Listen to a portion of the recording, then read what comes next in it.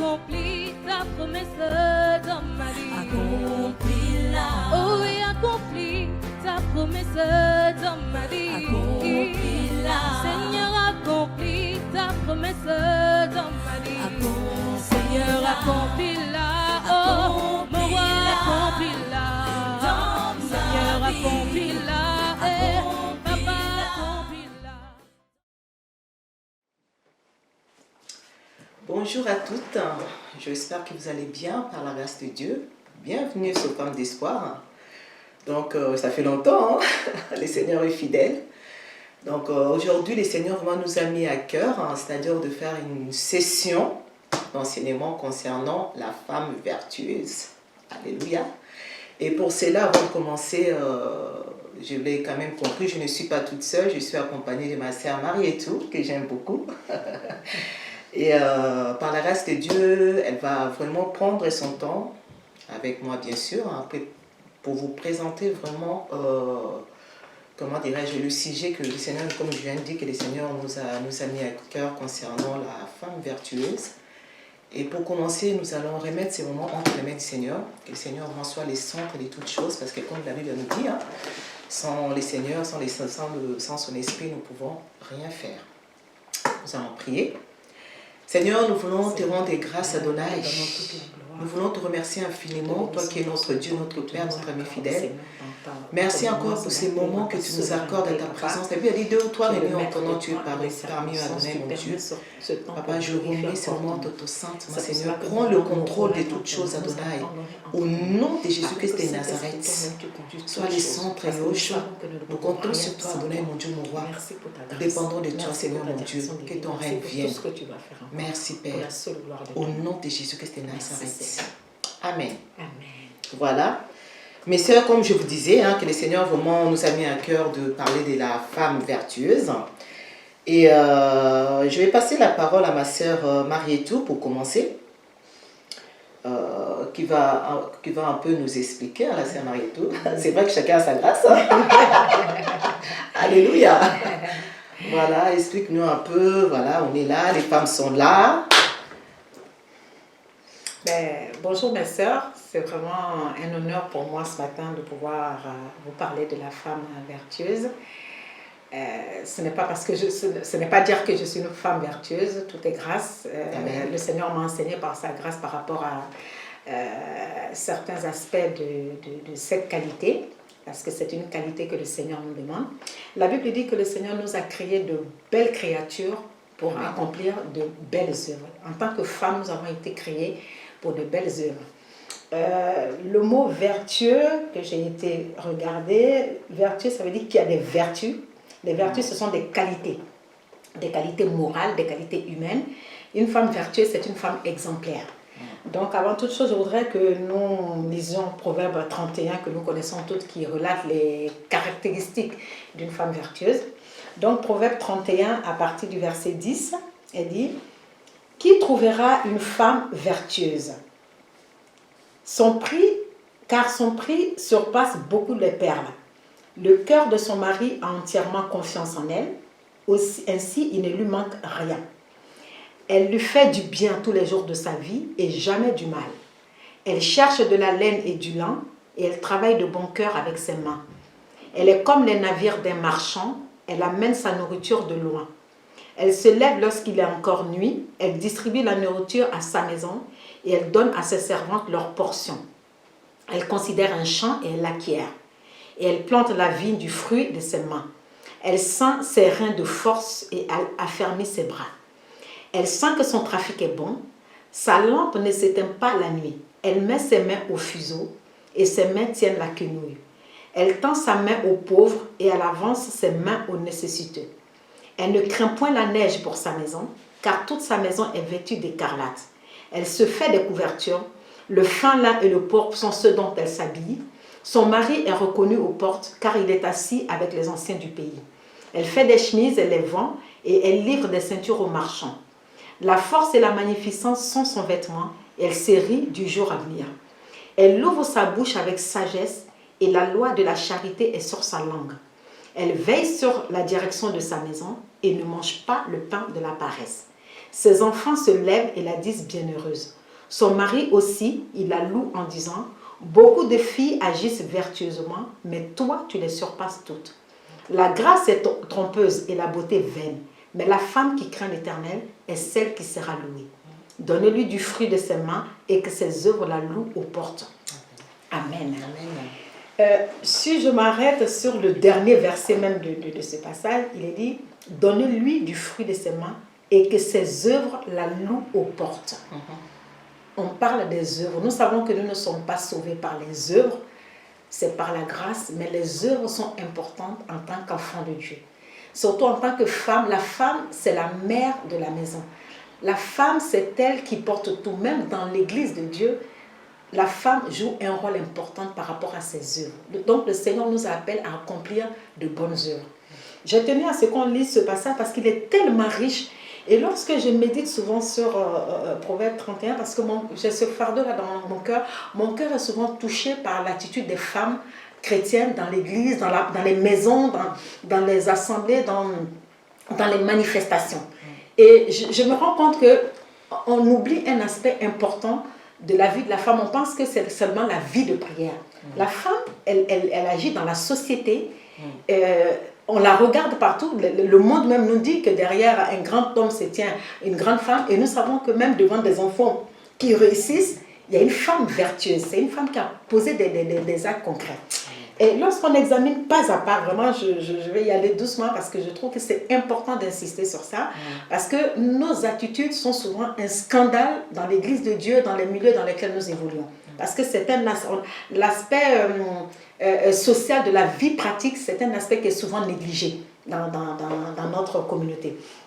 Il est dit, qui trouvera une femme vertueuse? C'est dire que c'est une préoccupation. On recherche une femme vertueuse. Dans le monde entier, on recherche une femme vertueuse. Quand on rentre dans une maison, l'aspect de la maison révèle tout de suite quelle est la femme qui tient la maison. C'est vrai. Tu vois? C'est vrai. Non. On rentre dans une société, quand tu regardes même un enfant de un homme, on sait la mère qu'elle a eue. On voit un époux, on peut sentir tout de suite la femme qu'il y a derrière. Tout à fait. Tu vois? Donc le monde entier est à la recherche de la femme vertueuse. À plus forte les raisons de l'Église. Il est dit, car son prix surpasse de beaucoup les perles. Moi, j'aime m'arrêter sur les mots. Les perles de culture, j'ai vu des émissions là-dessus, c'est des bijoux très chers, c'est recherché. Et il est en train d'être dit ici que son prix surpasse de beaucoup les perles. Donc une femme vertueuse, c'est une femme de valeur. Il est dit, le cœur de son mari a entièrement confiance en elle, ainsi il ne manque point le butin. Lisons bien ce verset, il est bizarre, on pourrait dire. Le cœur de son mari a entièrement confiance en elle, mais quel est le rapport avec le butin que le mari va obtenir? Tout à fait.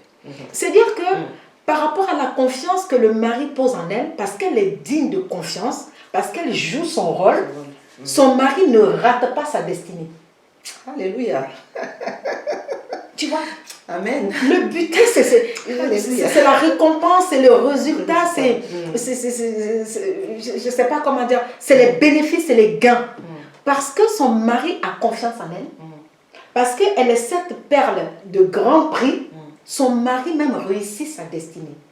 Il ne manque pas le but. Elle lui fait du bien tous les jours de sa vie. Elle lui fait du bien et jamais du mal. C'est-à-dire qu'en tant que femme, on peut faire du mal à son mari. Alors qu'on a appelé à lui faire du bien tous les jours. Et quand on dit du bien tous les jours, on est en train de sous-entendre qu'elle lui fait du bien dans tous les aspects de sa vie. Dans tous les domaines de sa vie. Et jamais du mal. Elle cherche de la laine et du lin. Elle travaille de bon cœur avec ses mains. Elle travaille avec ses mains. Beaucoup ne travaillent pas avec les mains. En tant que femme, on doit être habile même des mains. Chacun a son appel, chacun a sa grâce. Il y en a, tu ne peux pas faire certaines choses, mais tu peux pouvoir faire d'autres choses. De tes mains, Dieu nous a donné les 10 doigts. En tant que femme, on doit pouvoir faire quelque chose. De nos 10 doigts. Et je regarde, en fait, on parle de tous les aspects de la vie. Des aspects quand souvent on est tellement spirituel qu'on néglige, on croit que c'est pas Oui, important. tout à fait. Mais Dieu est en train de dire qu'en tant que femme, tous ces aspects-là sont importants. Parce que dans l'église de Dieu, en tant que femme, on peut être utile à toute heure. Quand je me rappelle l'histoire de Dorcas, on ne parle pas de sa vie de jeûne et de prière. On a parlé de la vie de jeûne et de prière de d'autres femmes, de Anne par exemple. Mais Dorcas, les gens ont demandé qu'elle ressuscite parce qu'elle faisait des vêtements. On va dire que ce n'est pas un aspect spirituel, que c'est la chair, mais par cet aspect-là, on a demandé sa résurrection parce qu'elle était utile dans l'église de Dieu. Elle avait un talent, elle l'a utilisé au service de l'église. Tu vois? Elle cherche de la laine et du lin. Ça veut dire on parle de la couture, on parle de vêtements. Donc, même dans ce domaine-là, elle apporte quelque chose. Elle est comme les navires d'un marchand, elle amène sa nourriture de loin. On est en train de parler. C'est merveilleux, ça, on peut couper la parole, c'est vrai et tout. Je reviens, la Bible dit, là, comme tu viens de dire, elle cherche de la laine et du lin. Elle travaille des bons cœurs avec ses mains. Je voulais insister par rapport, elle travaille des bons cœurs. C'est très important, tu vois. Tout ce que nous faisons, surtout nous en tant que femmes, il faut que nous fassions les choses avec notre cœur. De bon cœur. Tu vois, sans murmurer, tu fais avec amour. Tout ce que tu produis avec amour, tu vois du fruit. Alléluia, c'est vrai. Quand tu parlais, le Seigneur m'a interpellé par rapport à ça, travaille avec ton cœur. Même par rapport à son mari, comme tu disais, tout ça c'est avec le cœur. Le cœur. Rempli d'amour. Et il y a les fruits. Je te laisse continuer. Que le Seigneur soit béni, le Saint-Esprit enrichi. Alléluia. Elle est comme les navires des marchands, elle amène sa nourriture de loin. Là, on est en train de nous parler de la provision. C'est-à-dire qu'elle cherche, elle se préoccupe de chercher la provision pour sa maison. Elle va le chercher là où c'est nécessaire, elle va prospecter, elle va trouver les bons produits pour sa maison. Elle est comme un navire marchand, ça veut dire quoi? Ça veut dire que dans sa maison, il y a toutes sortes de provisions. Quand tu rentres dans sa maison, c'est comme dans un magasin. Amen. Si vous rentrez chez moi, moi souvent mes amis me taquinent, mais tu exagères. Ça dit, je vis comme si j'avais une foule de personnes dans ma maison. De la manière dont je faisais les courses quand il y avait les enfants, j'ai du mal à arriver parce que je ne veux pas que les produits me manquent. À n'importe quel moment, je veux pouvoir... mais c'est comme ça qu'en tant que femme, on doit chercher les provisions. Tu vois? Elle se lève lorsqu'il est encore nuit. Se lever. Ça, c'est un problème. Il y en a qui ne peuvent pas se lever du lit. Elle se lève lorsqu'il est encore nuit. Et elle distribue la nourriture à sa maison. Et elle donne à ses servantes leur portion. C'est-à-dire que tous ceux de sa maison mangent. Très souvent, il y a des maisons, il y a des mères de famille, les gens ne mangent pas dans la maison. Parce qu'elle ne se préoccupe pas de donner à manger. Parce qu'elle, peut-être qu'elle n'aime pas beaucoup manger ou qu'elle n'aime pas cuisiner ou je ne sais pas quoi. Elle ne sait pas cuisiner. Si. J'ai vu combien de femmes sortir avec leurs enfants. Les enfants ont faim, les enfants n'ont pas mangé. Les enfants arrivent chez toi, c'est l'enfant même qui vient te dire j'ai faim. Comment tu es sorti de ta maison et tu ne manges pas? Nous, ici, on a toujours eu une règle. Même quand on va à un mariage, on se lève, on fait à manger pour la maison, on mange quelque chose, on sort. On ne veut pas arriver quelque part avec la faim parce que tu ne sais pas à quel moment le repas va être servi. Tu ne vas pas stresser les gens. Et tu dois t'assurer, tu sors, tu vas faire l'œuvre de Dieu, tu vas prier. Les gens de ta maison n'ont pas mangé. C'est un péché. C'est pas bon. Parce que les gens murmurent, les gens gémissent. Elle distribue la nourriture à sa maison. Elle considère un champ et elle l'acquiert. C'est-à-dire qu'elle a des projets et elle réussit ses projets. Alléluia. Là, on n'est pas en train de parler du mari. Hein. En général, on voit c'est le mari qui décide d'acheter une maison. Mais elle, non, elle a des projets, elle a des idées. Amen. C'est-à-dire que dans tous les domaines, elle est opérationnelle. Elle pense à un champ, elle considère, elle l'acquiert. Elle plante la vigne du fruit de ses mains. C'est-à-dire que même dans le champ, à l'époque, même dans les plantations, elle va planter. Elle fait un potager, elle fait un verger, elle fait ce qu'il y a à faire, mais elle s'occupe de tous les aspects de la maison. Elle sent ses reins de force et affermit ses bras. Elle est courageuse, elle se fortifie. Wow. Elle n'est pas toujours en train de là, ah j'ai mal ici aujourd'hui, ah, je suis fatiguée aujourd'hui, ah je n'en peux plus, j'en ai marre. Elle est sainte de force, elle se lève habile, et on parle beaucoup des mains régulièrement avec ses mains, ça avec ses mains, ça avec ses mains. Elle se sent de force. Tu vois tellement de femmes, elles sont tout le temps fatiguées. Elle sent que son trafic est bon. Là, on parle de ses affaires, de son business, de son commerce. Elle sent que son trafic est bon parce que c'est quelqu'un qui génère de l'argent. Si elle doit travailler à l'extérieur, si elle doit faire des affaires, mais d'une manière ou d'une autre, elle produit de l'argent. Elle ramène de l'argent à la maison. Beaucoup dépensent de l'argent, mais ne ramènent pas de l'argent à la maison, ne se préoccupent pas de ramener de l'argent à la maison. Sa lampe ne s'éteint pas la nuit. Wow. C'est-à-dire que même quand elle a tout fait, tout le monde est couché, la lampe reste encore allumée pour intercéder, pour prier. Parce que si on continue, sa lampe ne s'éteint pas la nuit, mais elle met ses mains au fuseau et ses mains tiennent la quenouille. J'ai été regarder parce que je ne connaissais pas trop. Le fuseau, il y a un petit bâton sur lequel on enfile la laine. Elle va tricoter maintenant. Wow. Des écharpes, des pulls. Elle va raccommoder les vêtements des enfants, du mari. C'est-à-dire que la nuit, même quand tout le monde est couché, elle est trop à s'occuper. Tu vois? Là, on ne parle pas des choses spirituelles. On est en train de parler des choses pratiques. Elle tend sa main aux pauvres et elle avance ses mains aux nécessiteux. Elle éduque ses enfants, elle montre le modèle de la générosité à ses enfants. Alléluia. Vous savez, il y a des gens qui ne savent pas partager, qui ne savent pas donner parce qu'ils ont grandi dans un environnement où la maman ne donnait pas.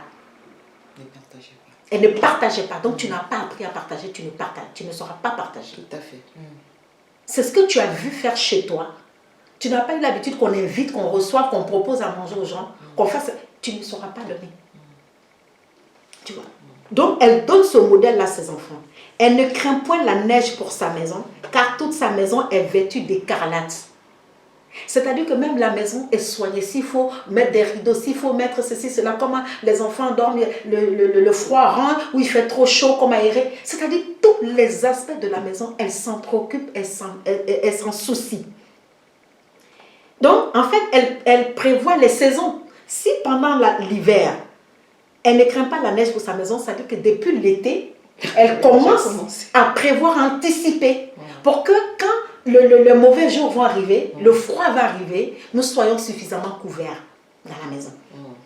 Elle se fait des couvertures.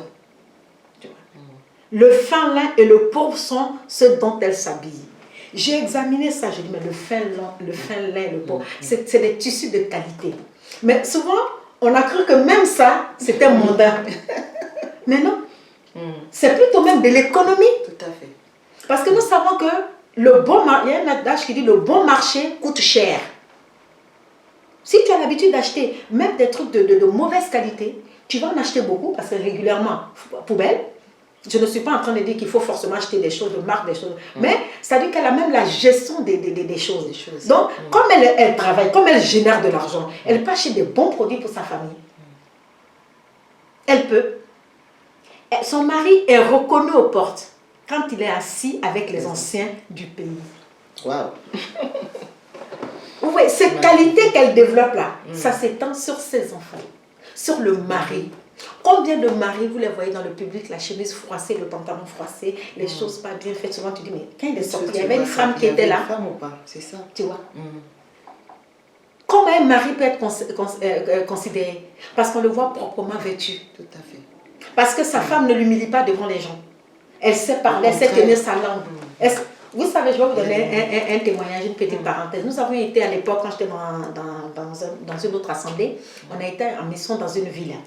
Et quand on arrivait, donc c'était pour un week-end, et des femmes, vraiment, ont fait à manger pour nous recevoir et tout. Je ne sais pas si c'est le samedi soir, on était en train de manger, donc là où on était tous, on a mangé bien, bien.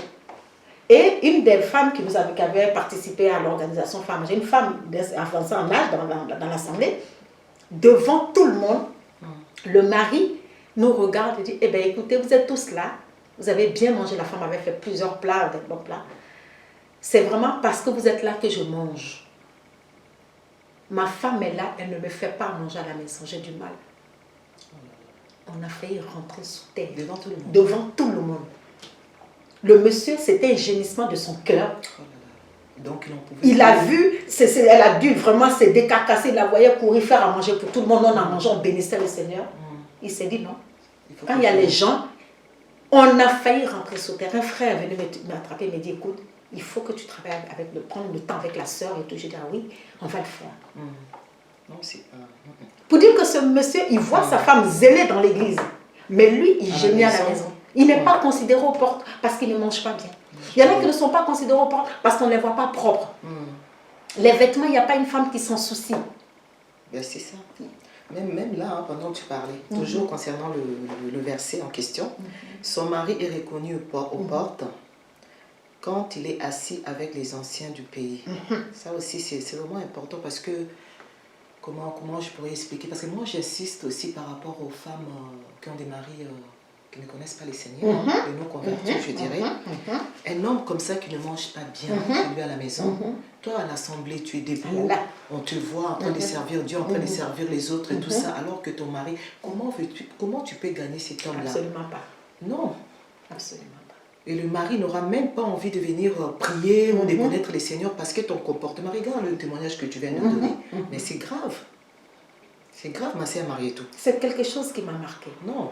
Au contraire, en tant que nous, en tant que des femmes chrétiennes, des femmes qui aiment les Seigneurs, les gens doivent voir nos maris et glorifier les Seigneurs. sûr. Et nos maris aussi doivent parler de nous. Oui. Vraiment, ce n'est pas pour juste... Des éloges. Non, des éloges.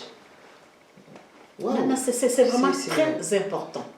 Alléluia. Le mari dans l'assemblée. J'ai vu des maris aussi. Vraiment, ce n'est pas pour dénigrer, mais c'est pour attirer notre attention sur la gravité des choses que nous négligeons. J'ai vu des maris, lorsqu'ils sont en se retrouvant chrétiens, comment ils dévorent la nourriture, comment ils sont là, comment ils prennent... Tu te poses des questions, Parce tu que dis, la est-ce femme que ne ça- cuisine pas à la maison. C'est ça. Je connais un cas où j'ai fait un truc que le mari aime et tout, et le produit, j'en ai donné à la femme pour lui dire, écoute, voilà, je te fournis le produit, il aime beaucoup, fais-lui. Pendant 1 an, le produit était chez elle, elle n'a jamais demandé comment on fait pour le faire. Et je voyais le mari continuer lorsqu'il voyait le même plat. J'ai dit, ah non, je ne l'ai pas encore fait. C'est une grande prieuse, une femme spirituelle. Mais ton mari, la faim, il gémit.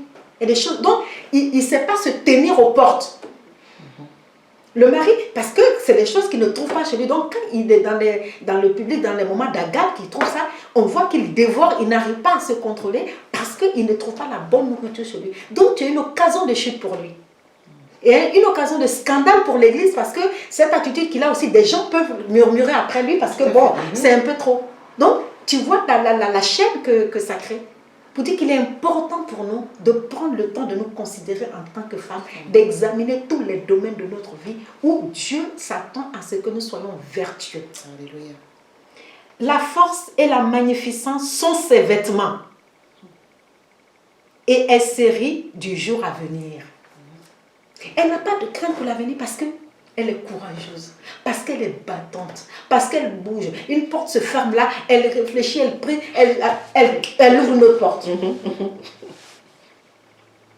Elle perd un travail ici, comment on fait? Le mari, il perd un travail, ne t'inquiète pas, bon, moi je peux prendre des heures de ménage, je peux faire du repassage, je peux avoir telles idées. Parce que c'est une femme courageuse. Elle a des idées, elle réfléchit, elle trouve des choses. Elle trouve des choses parce qu'elle se rit de l'avenir. Parce qu'elle anticipe. On ne se rit pas de l'avenir en tant que je suis là pour dire j'ai la foi, le Seigneur, de toute façon mon Dieu est vivant et tout. Tu ne vas pas chercher du travail, tu ne bouges pas. Eh bien, tu vas être surprise. Elle ouvre sa bouche avec sagesse. Ah, la langue.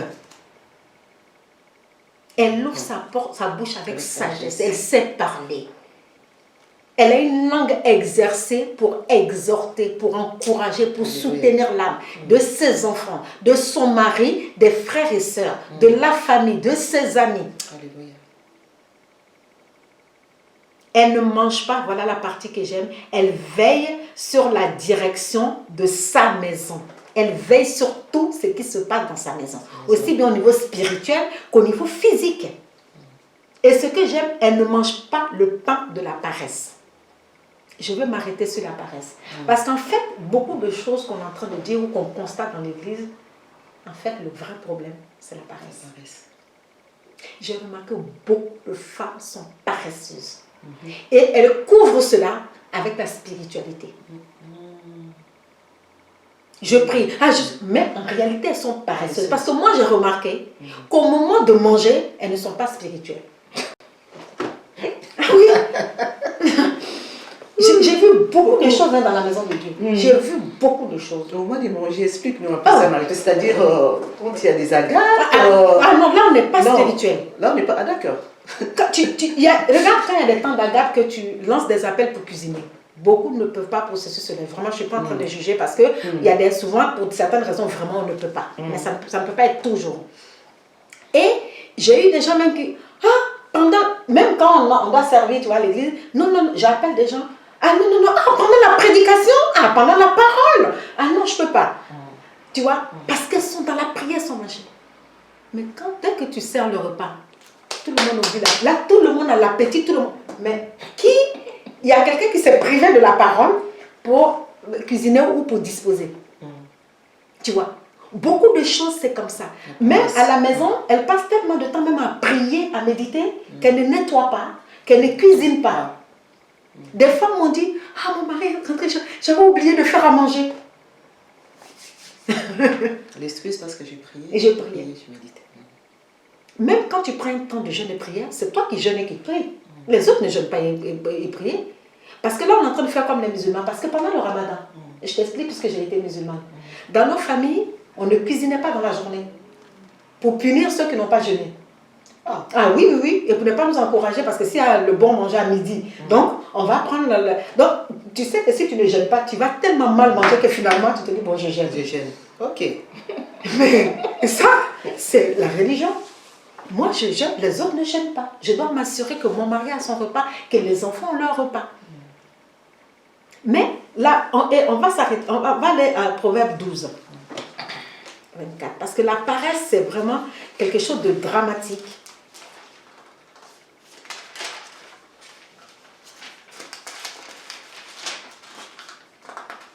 Proverbe 12, 24.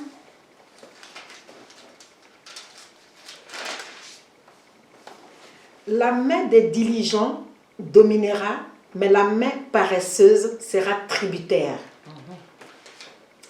Alors, diligent, la diligence, c'est le soin qu'on apporte à quelque chose.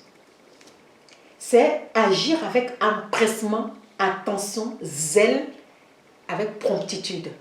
Comme la sœur Sylvie disait tout à l'heure, quelque part on peut résumer avec bon cœur. Et on dit si ta main est diligente, ta main agit avec soin, avec empressement, tu as du zèle et non de la paresse, alors tu vas dominer. Mais la main paresseuse sera tributaire. Tributaire, ça veut dire dépendant. Quand ta main est paresseuse, tu vas toujours dépendre des autres. Tu vois. Donc la paresse, c'est quelque chose de grave. Et Dieu n'aime pas la paresse. La Bible dit, ayez du zèle et non de la paresse. Donc quand tu es paresseuse, c'est un péché. Et j'ai examiné aussi, parce que j'ai beaucoup réfléchi à la paresse, j'ai vu tellement de gens paresseux. Le Seigneur m'a fait comprendre que la paresse, c'est de l'égoïsme. Ah oui, la paresse, c'est de l'égoïsme. Imagine, oui, nous sommes ici, il y a du travail à faire. Et comme toi, tu es paresseuse, tu vas traîner ou tu ne vas même pas le faire. Et puis moi, je me lève, je le fais, je viens, je dispose tout, je mets. En fait, pourquoi tu ne le fais pas? Parce que c'est fatigant. Mais quand tu n'as pas d'amour pour moi, moi qui fais, tu ne te préoccupes pas que je vais être fatiguée. Ça veut dire que tu ne penses qu'à ton bien-être. Tout à fait. Tu vois? Tu ne penses pas à l'autre personne. La paresse, regarde quand il y a du travail à faire quelque part, on appelle les gens, toi tu vas tourner, tu vas trouver des ruses pour ne pas le faire. Parce que tu attends que les autres le fassent. Donc tu ne penses pas aux autres. Aussi bien c'est fatigant pour toi, c'est fatigant pour les autres aussi, tout à fait.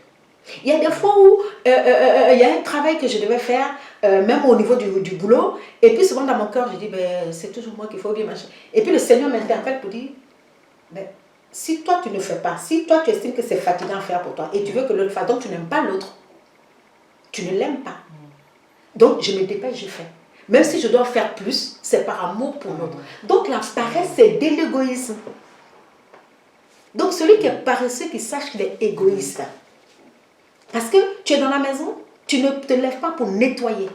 Parce que tes enfants vont venir, tu ne te préoccupes pas de leur hygiène, tu ne te préoccupes pas de l'hygiène de ton mari, tu ne te préoccupes pas de faire à manger, de chercher les bonnes provisions. C'est-à-dire que tu n'as pas de soucis pour ton environnement. Tu vois, en tant que mère, tu vois comment nous sommes, comment nous anticipons les besoins des enfants. Tout à fait. Tu vois, mes petits-enfants, quand ils doivent venir, que je sais qu'ils doivent venir, souvent, un mois avant, quand je fais mes courses de début de mois, quand ils vont venir, je sais qu'ils aiment peut-être, j'achète déjà pour moi, parce que je les aime, parce que je me préoccupe de leur bien-être. C'est ça là. Donc, mais quand tu es paresseux, tu ne te préoccupes, tu n'anticipes même pas pour les autres, parce que tu n'as pas le soin des autres. Tu vois. Merci Seigneur. Hein? Donc, elle ne mange pas le pain de la paresse, parce que la paresse, ça te rend tributaire. Ça te rend dépendant. Parce que tu ne peux pas prendre le temps d'organiser les choses chez toi. Combien de femmes, nous connaissons l'histoire des voisines, qui vont demander l'huile chez la voisine, le sel chez la voisine, le poulet chez la voisine, tu vas chez les gens, tu veux toujours emporter des provisions parce que tu ne prends pas le temps. Donc tu dépends des gens. Toujours emporter quand tu vas chez les gens. Quand tu vas chez les gens. Parce que tu ne peux pas cuisiner chez toi. Donc quand je suis là, il faut que je fasse en sorte de m'assurer la nourriture pour demain et après-demain. Parce que tu ne peux pas, tu n'as pas suffisamment de provisions et tu n'as pas la force de cuisiner. Tu n'as pas le zèle pour cuisiner. Et tu ne te préoccupes pas aussi des provisions de l'autre. Quand je prends chez elle, la vie est dure pour chacun. Donc, tu es tellement dans ton intérêt, tu vois où la paresse nous amène. En fait, c'est de l'égoïsme. Donc, vraiment, je voudrais prier que chacune ait cette prise de conscience, qu'elle se réveille, que ce n'est pas la place où Dieu nous veut. Ce n'est pas la place où Dieu nous veut. Dieu nous veut des femmes vertueuses, des femmes qui se saignent les reins, des femmes courageuses, des femmes travailleuses, des femmes qui anticipent l'avenir. Pour que nos maris soient considérés aux portes, pour que nos enfants sortent bien. Tout ça, ça fait... Parce que les chrétiens aussi, c'est quelle image que les chrétiens donnent? C'est des gens pauvres, des gens sales, des gens... non. Non. Même le peu de vêtements que tu as, le fait de prendre soin aussi de ces vêtements, de les ranger, de les laver, de les repasser. Mais ça, en fait, c'est des choses qui nous font faire des économies. J'ai réalisé, c'est des choses, souvent mes enfants trouvent que j'exagère par rapport au truc. Et je leur dis non, souvent ce n'est pas parce que j'ai envie de travailler, que j'ai envie de faire des choses, mais ça me fait faire des économies. C'est l'organisation. Non seulement ça me fait faire gagner du temps, mais ça me fait faire des économies. Si tu examines bien, tu fais des économies. Quand tu ne prends pas le temps de cuisiner chez toi, tu achètes toujours dehors. Dehors, ça revient cher. C'est de la malbouffe parce que tu ne connais pas la qualité des choses. Mais quand tu prends le temps d'aller chercher des provisions, tu as de bons produits pour ta famille. Et souvent même, tu as des produits que tu trouves à bon marché parce que tu prends le temps de chercher, de scruter, de prospecter. Tu cuisines chez toi, ça te revient moins cher que d'aller au restaurant. Au restaurant, on se fait plaisir. On a le droit. Ou de commander un repas. De commander un repas. Ça revient cher. Ça revient cher. À ce prix-là, tu fais un plat à la maison, vous pouvez manger sur 2 jours. Mais tout ça, c'est le fait de se lever, d'avoir du courage, de sortir de son lit de paresse pour travailler. Et tu vois que tu es gagnant sur toute la ligne. Vraiment, je voudrais exhorter mes sœurs à se réveiller, à sortir des mensonges dans lesquels nous nous vautrons, croyant que nous sommes spirituels, alors que non. Tu vois, moi, je regarde, quand une femme est courageuse comme ça, même tes voisins, tu peux leur distribuer souvent à manger. Tes collègues, de ta belle famille, quand ils viennent chez toi, ils savent que chez celle-là, il y a de la provision, il y a tout. Mais c'est un témoignage, c'est ça l'évangélisation. C'est ça, te couper, c'est aussi une sorte d'évangélisation. Mais c'est ça l'évangélisation. Bien sûr.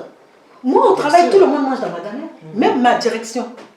Tout le monde mange dans ma gamelle. Wow. Ah non, ça c'est reconnu. Oui. Donc tu prépares ta gamelle, tu arrives, tout le monde. Je ne fais jamais juste pour moi. Le bissap, mon directeur, un français, il boit le bissap, il emporte chez lui. Quand j'emmène pour tout le monde, lui-même, il prend la bouteille, il part avec les gens. Oui. Donc, c'est l'évangélisation. J'ai ma nièce qui consulte un médecin chez nous.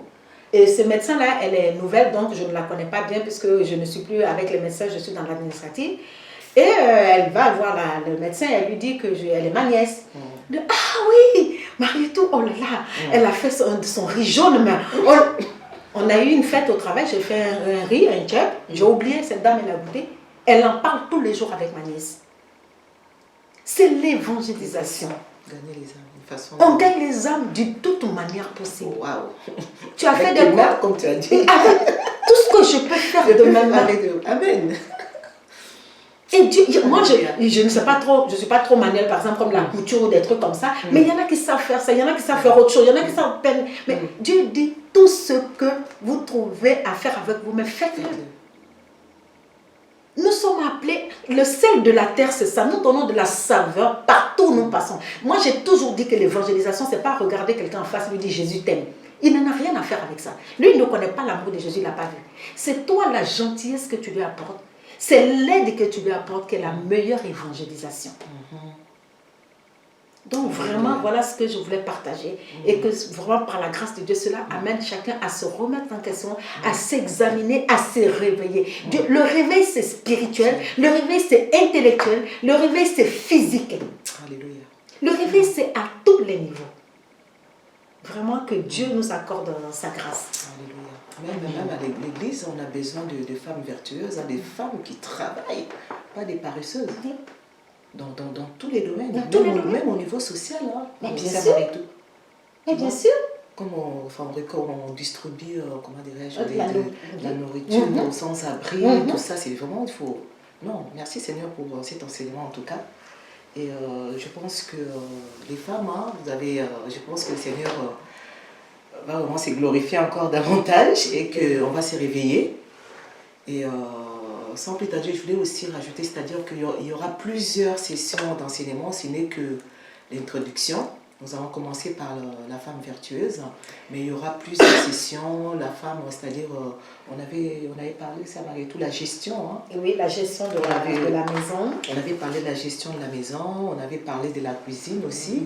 On va expliquer les femmes comment, non seulement prendre soin de sa maison, comment cuisiner, comment gérer l'argent au niveau des enfants. Donc il y aura vraiment plusieurs sessions et par la grâce de Dieu, soutenez-nous, hein, les femmes, on a besoin de vos prières.